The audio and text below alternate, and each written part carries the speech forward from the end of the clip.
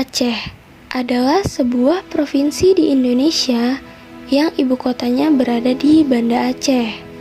Aceh merupakan salah satu provinsi di Indonesia yang diberi status sebagai daerah istimewa dan juga diberi kewenangan otonomi khusus. Aceh terletak di ujung utara Pulau Sumatera dan merupakan provinsi paling barat di Indonesia.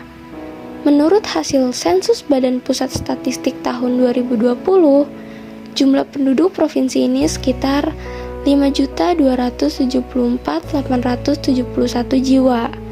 Provinsi Aceh ini letaknya dekat dengan Kepulauan Andaman dan Nicobar di India dan terpisahkan oleh Laut Andaman. Aceh berbatasan dengan Teluk Benggala di sebelah utara, Samudra Hindia di sebelah barat, Selat Malaka di sebelah timur, dan Sumatera Utara di sebelah tenggara dan selatan. Nah, Provinsi Aceh memiliki 13 suku asli, yaitu yang pertama ada suku Aceh, yang kedua suku Tamiang, yang ketiga suku Gayo, yang keempat suku Alas, yang kelima suku Kluwet, yang keenam suku Julu, yang ketujuh suku Pakpak, yang kedelapan suku Anak Jame, yang kesembilan suku Sigulai, yang kesepuluh suku Lekon, yang ke-11 suku Defayan, ke-12 suku Haloban, dan yang ke-13 suku Nias. Barusan kita sudah menyaksikan Provinsi Aceh secara umum beserta destinasi wisata yang terkenal di Aceh. Pada kesempatan kali ini, izinkan saya, Andini Septiantika Runisa, menjelaskan kepada kalian semua mengenai salah satu suku yang ada di Provinsi Aceh. Nah, di sini saya akan menjelaskan mengenai kebudayaan dan kesenian yang ada di suku Gayo, dengan salah satu keseniannya yang sangat terkenal dan diakui UNESCO sebagai warisan budaya tak benda sejak 24 November 2011. So, check it out for the culture. Suku Gayo merupakan suku yang berdiam di Kabupaten Aceh Tengah. Suku Gayo terbagi menjadi beberapa kelompok, yakni Gayo Lut, Gayo Deret, Gayo Luwes, Gayo Belang, Gayo Sebejadi, dan Gayo Kalul. Mulanya, suku ini dikenal dengan sebutan suku perbukitan karena letak geografis masyarakat penutur bahasa Gayo berada di daerah dataran tinggi Aceh Tengah dan Blang Kejeran. Sebagian lainnya tinggal di Kabupaten Aceh Tenggara dan Aceh Timur, di antara pegunungan Bukit Barisan, serta di sekitar hulu sungai Perelak dan Jamboaye. Suku Gayo tergolong ke dalam ras Proto-Melayu yang berasal dari India. Kedatangan bangsa ini diperkirakan datang ke Indonesia sekitar 2000 tahun sebelum Masehi. Ciri khas dari bangsa ini adalah berkulit hitam, tubuhnya kecil, dan berambut keriting. Suku Gayo terdiri dari 3 kelompok, yaitu masyarakat Gayo Laut yang mendiami daratan Aceh Tengah dan Bener Meriah, Gayo Luwes yang mendiami daerah Gayo Luwes dan Aceh Tenggara, serta Gayo Belang yang mendiami sebagian kecamatan di Aceh Tamiang. Kata Gayo berasal dari kata pegayon yang berarti tempat mata air jernih di mana terdapat ikan suci dan kepiting.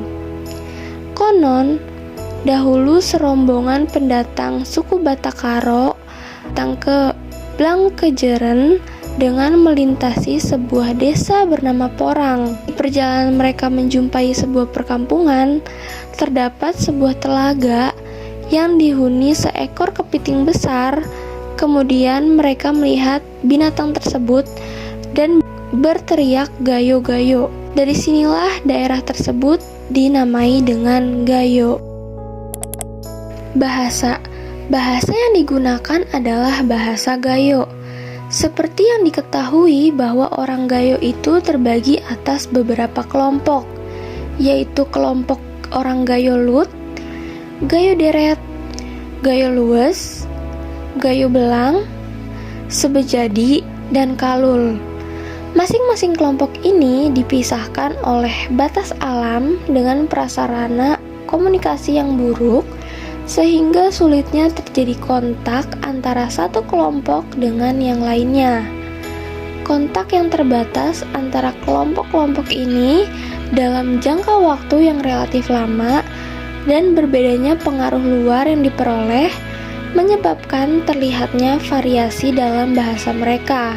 Dilihat dari segi bahasa ini, kelompok orang Gayo telah digolongkan ke dalam dua dialek. Pertama, dialek Gayo Lut yang terbagi ke dalam paling sedikit 3 subdialek, yaitu subdialek Bukit, Cik, dan Deret. Kedua, dialek Gayo Luwes yang terbagi ke dalam subdialek Sebejadi, Tampur, dan Lukup. Dalam pembagian dialek di atas, lebih cenderung membagi dialek Lut terdiri dari subdialek Gayo, Lut, dan Deret.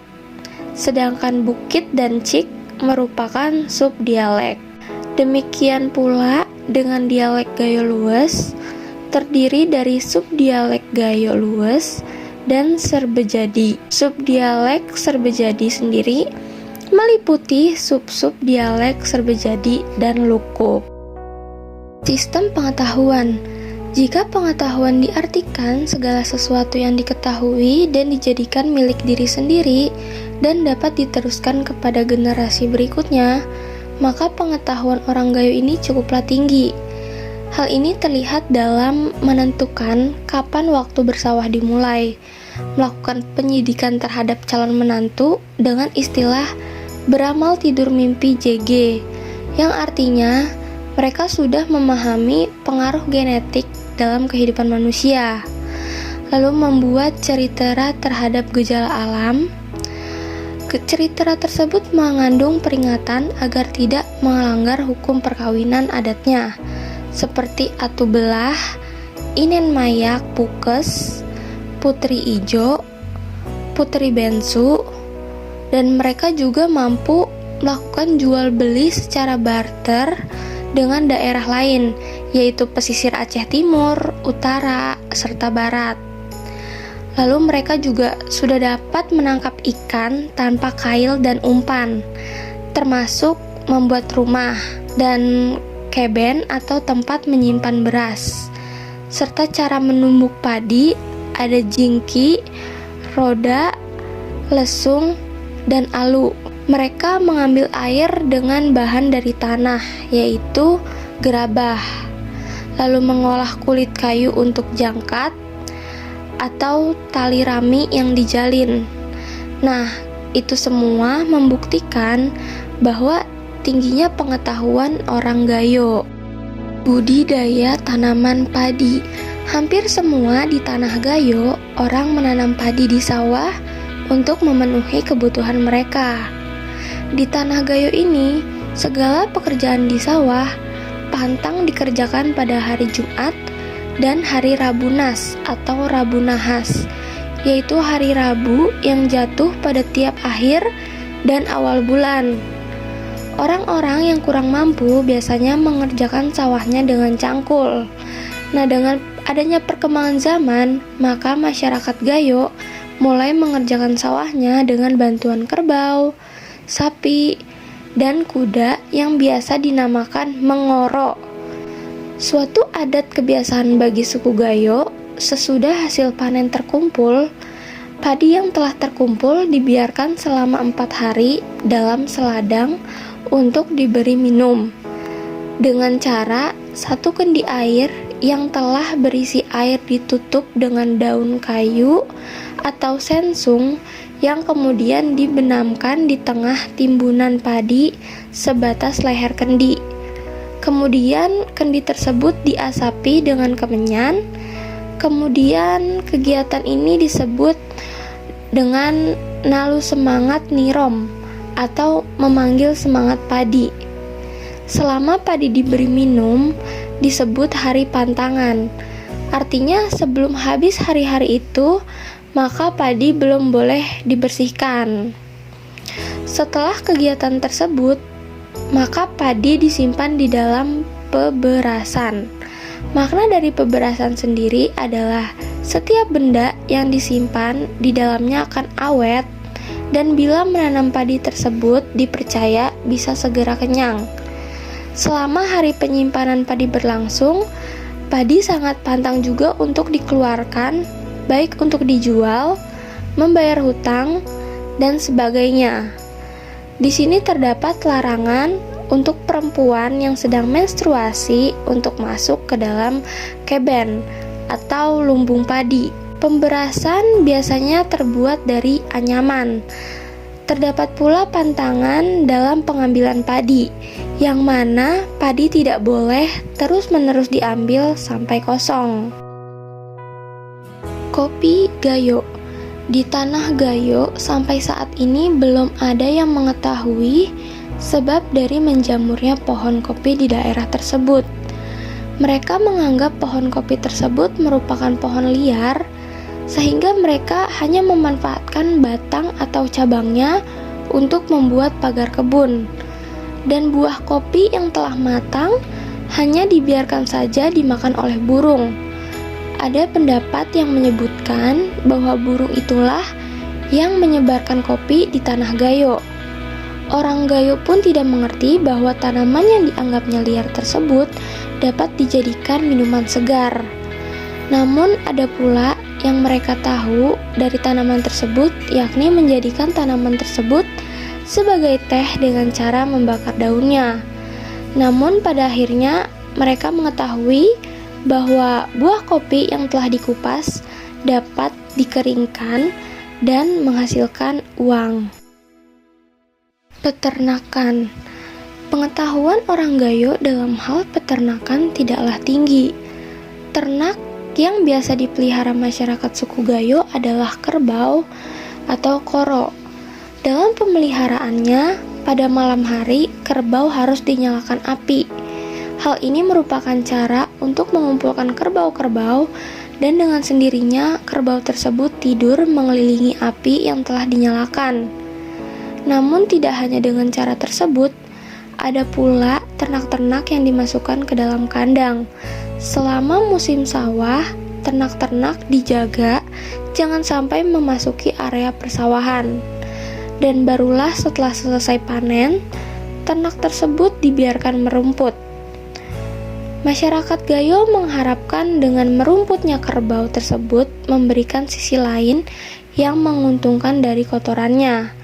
Kotoran dari kerbau tersebut dapat dijadikan sebagai pupuk. Selain kerbau, kuda juga merupakan salah satu hewan yang diternakan oleh masyarakat suku Gayo. Kuda tersebut banyak digunakan untuk mengunjungi tempat-tempat yang jauh. Digunakan untuk membawa padi dari sawah bila sawah tersebut letaknya jauh dari rumah, dan kebanyakan dari mereka berternak kuda hanya untuk dijual. Berburu. Berburu masih tetap berlaku di tanah Gayo. Hewan buruannya meliputi rusa, kijang, kambing hitam, dan juga babi. Ada hal yang berbeda dalam sistem berburu orang Gayo. Orang Gayo setiap melakukan berburu pasti membawa pawang, yaitu seorang ahli berburu.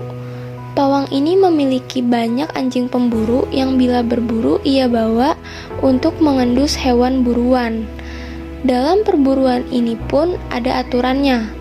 Untuk seseorang yang pertama menancapkan senjatanya pada hewan buruan, maka ia mendapat bagian belakang dari buruannya. Sedangkan pawang mendapatkan bagian tulang punggung dan daging yang melekat.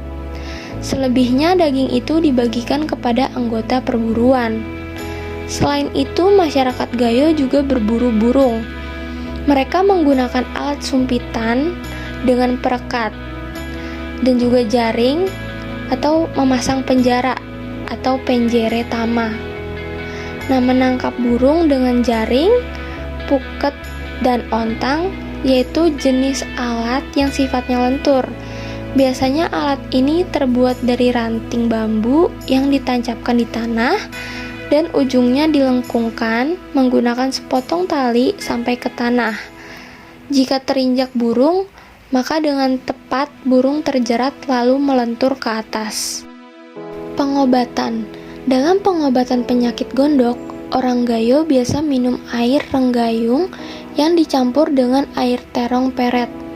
Sebangsa terong yang bila terkena bijinya akan mengalami gatal-gatal. Selain diminum, campuran kedua air tersebut dioleskan atau digosokkan pada permukaan yang terkena gondok. Air renggayung merupakan air saringan yang telah dimasak terlebih dahulu, yang mana air tersebut bersumber dari sumur yang mengandung garam. Menurut pengalaman orang Gayo, seseorang yang terkena gondok akan sembuh bila ikut bekerja selama beberapa bulan dalam memasak garam lane. Penyakit gondok ini berjangkit karena mereka suka minum air yang ditampung dalam satu jenis tanaman hutan. Sistem kemasyarakatan. Sistem yang ada di dataran tinggi Gayo dahulu dikenal dengan sistem kerajaan, yang dikenal dengan dinasti Lingga.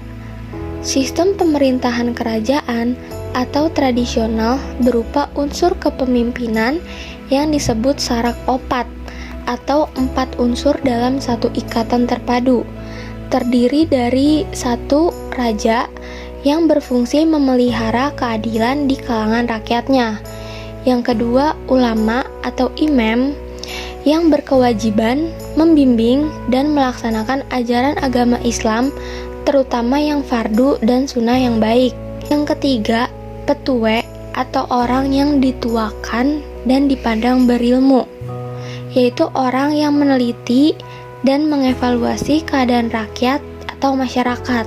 Yang keempat rakyat, genap mufakat, atau yang berarti bermusyawarah dan mufakat bagi kepentingan negeri atau seluruh masyarakat.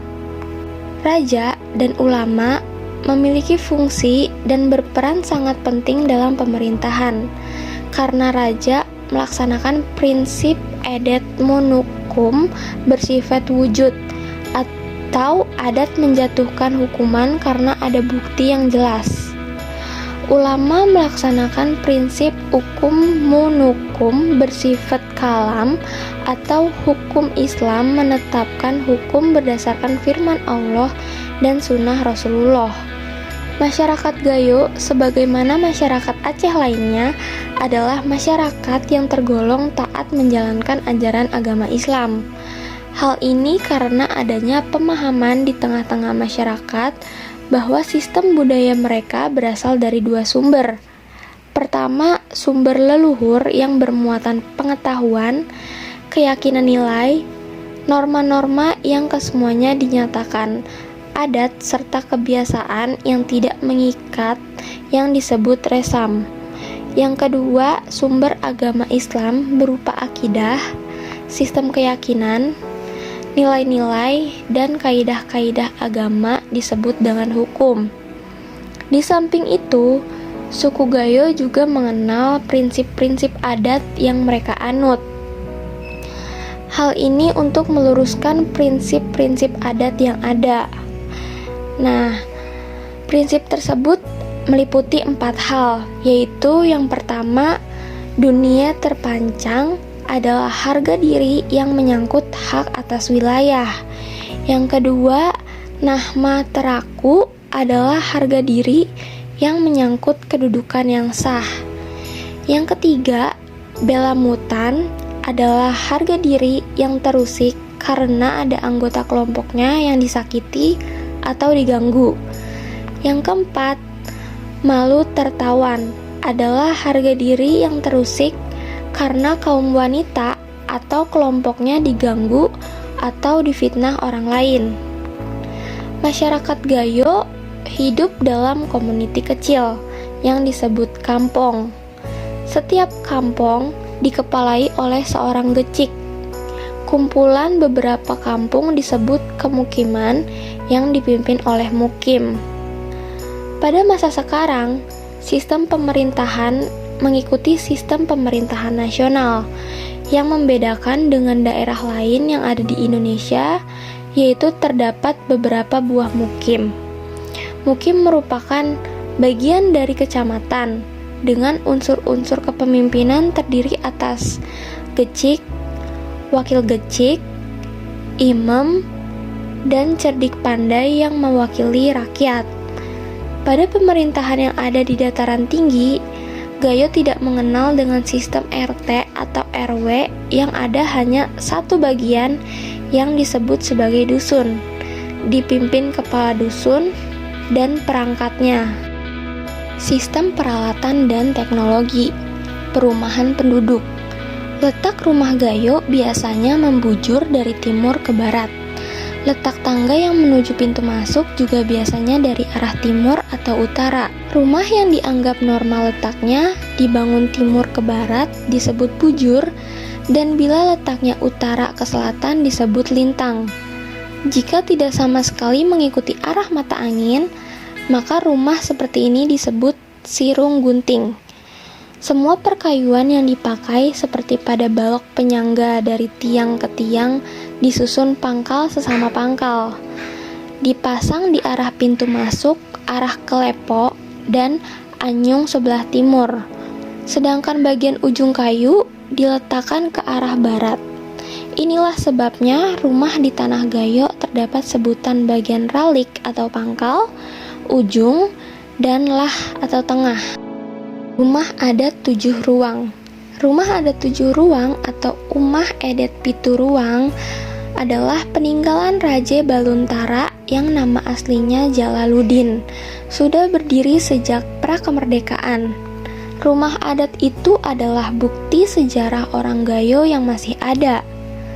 Rum tua umah edet pitu ruang atau rumah adat 7 ruang, bukti sejarah orang Gayo tersebut letaknya di sebuah kampung pinggiran Danau Lut Tawar, tepatnya di Kampung Toweren, Kecamatan Laut Tawar, Aceh Tengah, dan siapapun boleh melihatnya.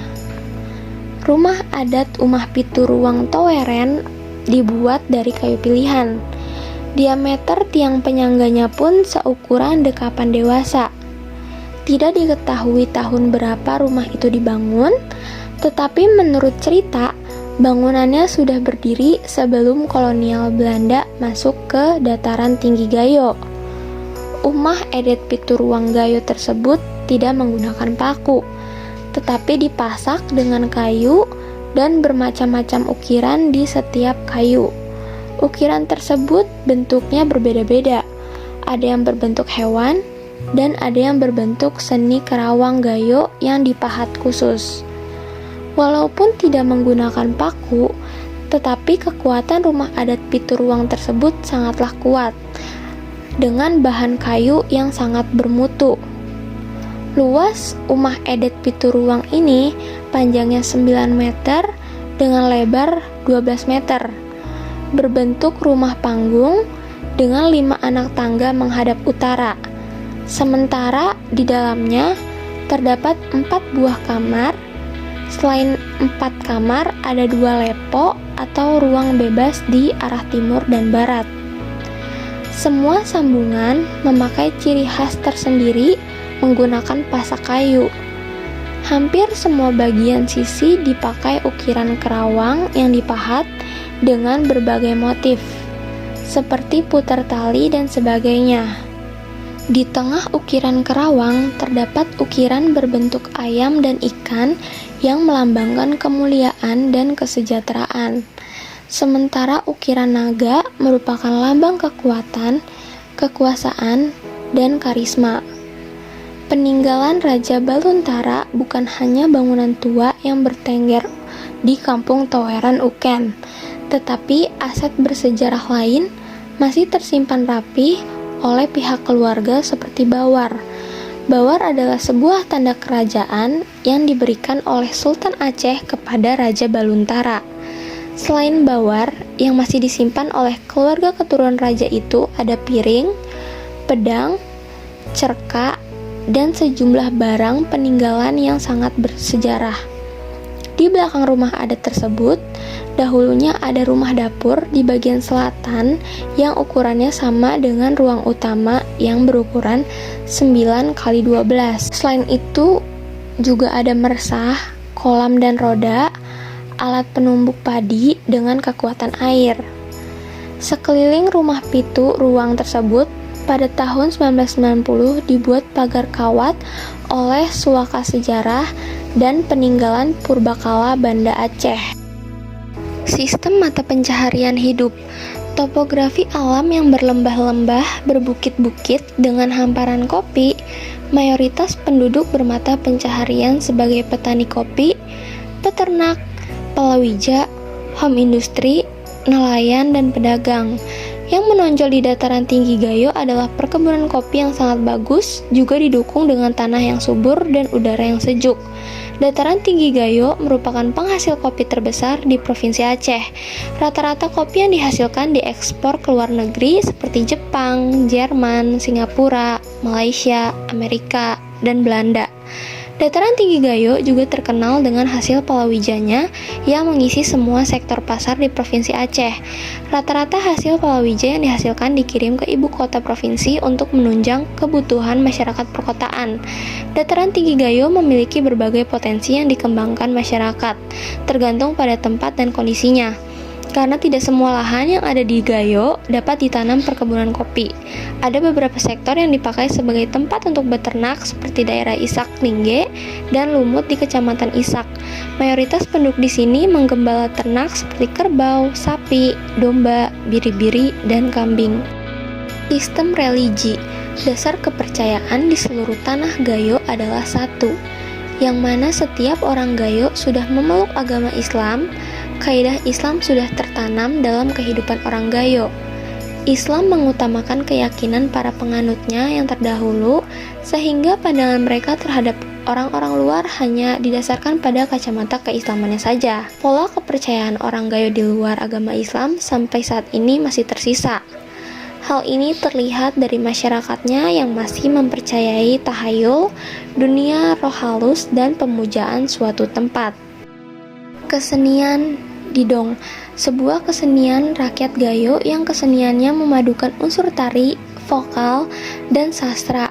Pada awalnya Didong digunakan sebagai sarana bagi penyebaran agama Islam melalui media syair. Tari Saman. Tari Saman adalah sebuah tarian suku Gayo atau Giayo Luwes yang biasa ditampilkan untuk peristiwa-peristiwa penting dalam adat.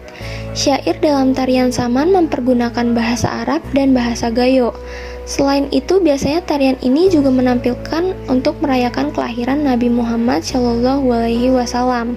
Tari Saman merupakan salah satu media untuk pencapaian pesan atau dakwah. Saman telah diakui sebagai kekayaan budaya Indonesia sejak lama. Bahkan dunia internasional melalui UNESCO telah mengakui tarian Saman sebagai warisan budaya dunia.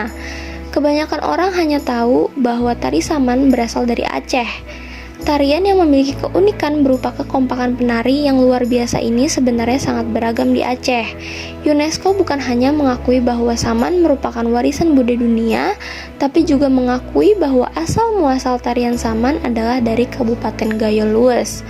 Pengakuan dunia ini tidak lepas dari usaha banyak pihak yang mempromosikan tarian Saman Gayo Luwes ke seluruh kota di dunia. Gayo Luwes terpilih sebagai asal daerah kesenian Saman. Hal ini berdasarkan tradisi masyarakat untuk mempertahankan keaslian tradisi dalam menarikan Saman. Saman Gayo Luwes berhasil membuktikan bahwa tarian asli yang tetap menjaga ketentuan-ketentuan dalam menari lebih dihargai dibanding tarian Saman yang agak dimodernkan. Tarian Saman di Gayo Luwes hanya ditarikan oleh laki-laki. Berbeda dengan yang kita ketahui bahwa penari pada tarian Saman yang sering kita tonton adalah wanita. Dabus. Dabus merupakan budaya atraksi yang memperlihatkan kekebalan tubuh seperti halnya debus di Banten dan Jawa Barat. Pelaksanaan dabus menggunakan beragam benda tajam yang ditusukkan, digoreskan, diiriskan, bahkan dipukulkan ke seluruh tubuh. Dalam mempertontonkan dabus, para pemain harus memiliki keterampilan spiritual terlebih dahulu.